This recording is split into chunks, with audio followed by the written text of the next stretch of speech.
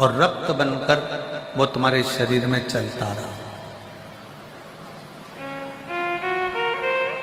जो खाया वो रक्त बन गया और रक्त बनकर चलता रहा।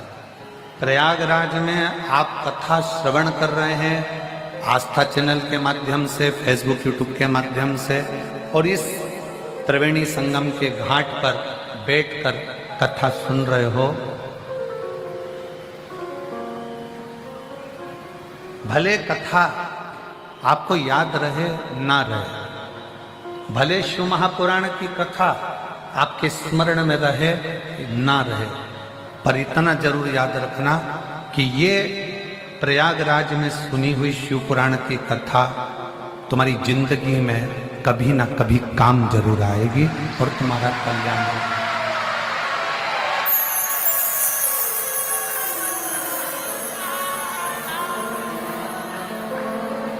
जिस समय पर तुम्हें जरूरत पड़ेगी उस समय पर ये प्रयागराज की शिव पुराण तुम्हारे सम्मुख में खड़ी मिलेगी।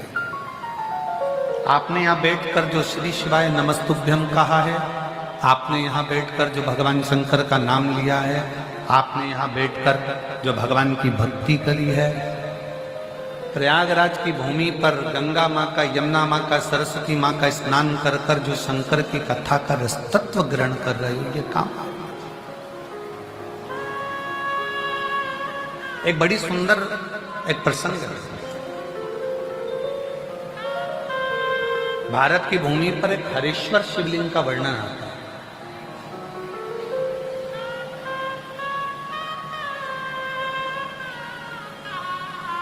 भारत की भूमि पर एक ऐसा शिवलिंग, हरीश्वर शिवलिंग, जिसका चरित्र स्कंद पुराण में भी आता है, लिंग पुराण में भी आता है और शिव महापुराण में भी वर्णन आता है। अभी आपको कहा कि ये प्रयागराज की भूमि पर सुनी हुई कथा तुम्हारे एक ना एक दिन काम जरूर आए। एक बार भगवान विष्णु के साथ में भी यही, एक बार भगवान नारायण के साथ में भी यही है।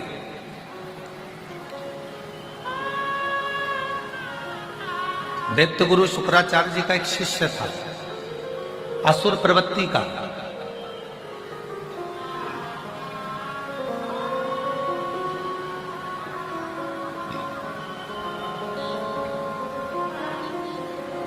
और दैत्य गुरु शुक्राचार्य जी का जो शिष्य था असुर प्रवृत्ति का, उसका नाम था श्री दामा।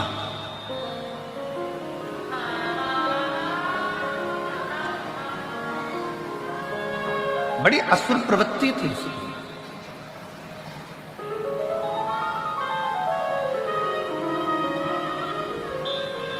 और शुक्राचार्य जी ने उसको ऐसा तप, ऐसा बल दिया,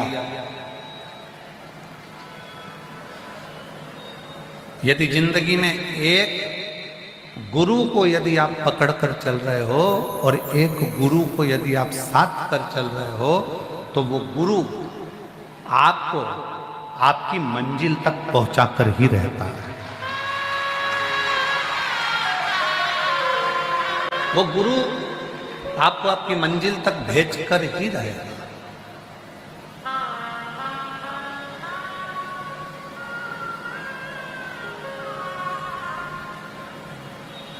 अभी परसों के दिन 12 तारीख को माघी पूर्णिमा के दिन बाबा जी के साथ त्रिवेणी का स्नान करने का सौभाग्य मिला। बाबा जी हाथ पकड़कर डुबकी लगवाई दी है और बड़ा सुंदर सौभाग्य स्नान का मिला। नाव में बैठकर त्रिवेणी तक गए, त्रिवेणी से वापिस आए। रात्रि को विचार कर रहे थे कि वो नाव कितने यात्रियों को पार लगा देती है, पर आखिरी में वो नाव पानी में अकेली खड़ी रहती है।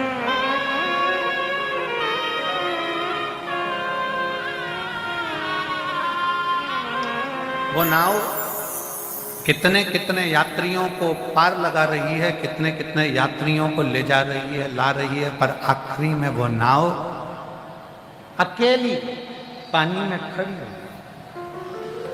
अकेली।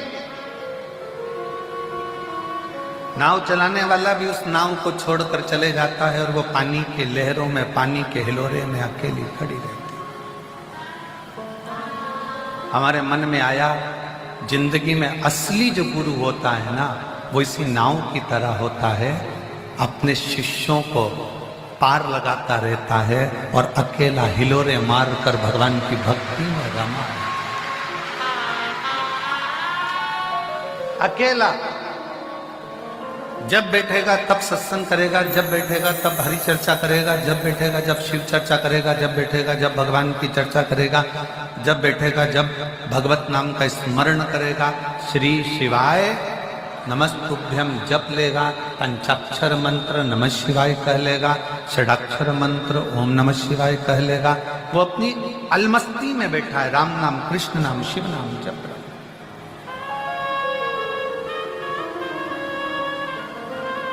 असली गुरु का काम यही है, अपने शिष्य को मंजिल तक पहुंचाता है और खुद उस लहरों में, राम नाम, कृष्ण नाम, शिव नाम की लहरों में अकेले लहकर उछलते उछलते। जितनी नाव यात्रियों के बैठने पर नहीं उछलती, उतनी नाव जब अकेली खड़ी रहती है तो पानी के थोड़े से हिलोरे से उछलती। सब कुछ ट्राई कर लिया पर फिर भी सिर्फ 25 के व्यूज।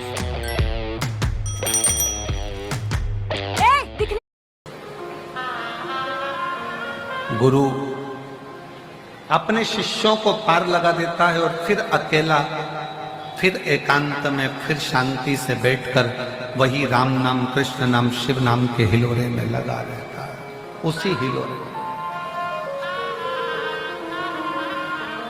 उसी भक्ति में। श्री शिवाय नमस्तुभ्यं, श्री शिवाय नमस्तुभ्यं, श्री शिवाय नमस्तुभ्यं, श्री शिवाय नमस्तुभ्यं। अपने हिलोरे में, अपनी मस्ती में, अपने भजन में डूबे, अपनी भक्ति में डूबे। आपको लगा होगा कि महाराज जी प्रयागराज आए हैं तो बाहर मिलेंगे, घूमते मिलेंगे, पर आप बाबा जी के आश्रम में भी किसी से पूछ सकते हो कि हम अपना कमरा छोड़कर बाहर नहीं निकले। केवल आज बाबा जी को हैप्पी वैलेंटाइन डे कहना था, इसलिए आ गए थे।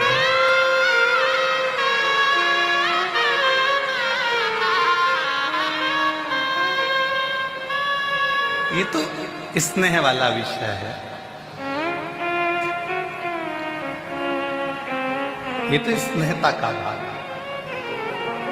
निकल गए बाहर, प्रणाम किया, नमन किया, थोड़ी देर बैठकर शिव चर्चा करी और फिर भंडारे में जाकर दर्शन किया। शिव तत्व हम क्यों आए हैं इस प्रयागराज की भूमि पर? आप क्यों आए हो इस प्रयागराज की भूमि पर? गंगा का स्नान करना, त्रिवेणी का स्नान, संतों का दर्शन करना, बैठकर शिव महापुराण की कथा सुनना, और अकेले बैठे हो तो अपने करमाला से, मनमाला से शिव नाम का उच्चारण करो। क्यों आए? आप जिस लिए आए हो उसीलिए हम भी आए, हम भी इसीलिए आए। हमारा भी ये फर्ज है कि आए हो तो एकांत में बैठकर भगवत भजन करो, स्मरण करो, नाम जाप करो, कीर्तन करो, कुटिया में बैठो, भगवत नाम का जाप कर कर अपने जीवन को आनंद पाओ।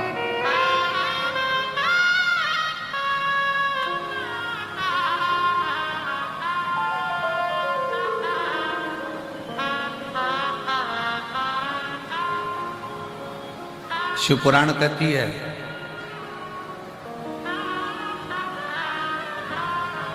शुक्राचार्य जी ने अपने शिष्य श्रीदामा को इतना इतना प्रबल बना दिया था कि उसको वज्र का बना दिया।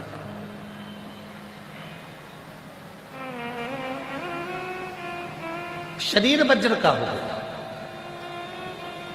एक शिष्य में और एक गुरु में दोनों में लगन का होना चाहिए। शिष्य भटके ना और गुरु भटकाए ना। शिष्य में और गुरु में दोनों में लगनता होना चाहिए। शिष्य भटके ना और गुरु भटकाए।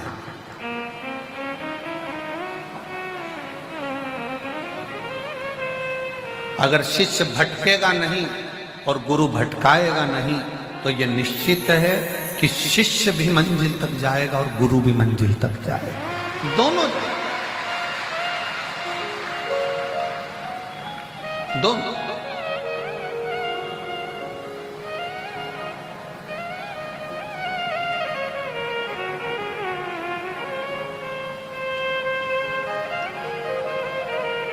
आप शिव महापुराण की कथा को सुनने के लिए आए हो, शंकर भगवान की कथा का रसपान करने के लिए आए हो। आपके अंदर शिव तत्व को श्रवण करने की, भगवान शंकर की कथा को श्रवण करने की एक ललकता है।